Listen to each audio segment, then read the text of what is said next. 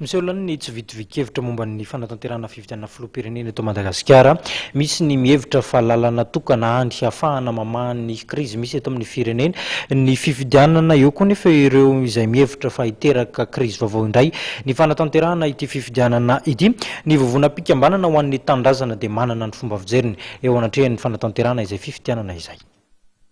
Manohitra ny fanatanterahana fifidianana amboletra ny vovonam-pikambanana ho an'ny tandrazana, tsy feno ny fepetrana totsana izany fifidianana madio sy mangarahara demokratika araka nambaran'ny mpikambana ao anatiny. Nambaran'ity vovonam-pikambana ity fa tsy voahaja ny sorodalana, tsy vita ny fampiavana-pirenena izay hidingana tsy maintsy atao alohan'ny fifidianana, tsy mbola voafatra ihany koa lalam-panorenana atao alohan'ny izay sy ny lalam-panorenana fitondrana repoblika fahefatra, tsy voahaja ny lalam-pifidianana amin'ny endriny maro, tsy mbola tomombana ny lafiny ara-teknika fiomanana amin'ny fifidianana ka ao anatin'ireny ny karaha-pifidianana sy ny bilita tokana. Ankoatr'ireo dia nalazainy koa ny vovonam-pikambanana ho an'ny tandrazana fa maro ny fandikan-dalàna izay atao kandida sasany hifaninana amin'izay fifidianana izay ka tsy mbola nivoaka ny gadra politika ihany koa.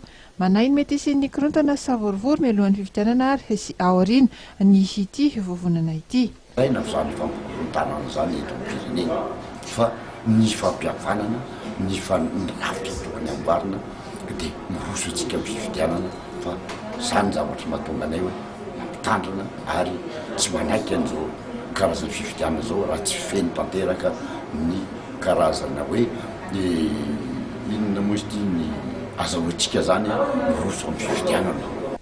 Miantso ny fandraisana ndraiky sy ny olom-pirenena sy ny hery-velona rehetra eto amin'ny firenena mba samy indrena ndraiky ary hijery ny tena vahaolana mahomby ialana amin'ny krizy ny ho an'ny tandrazana ity vovonana ity.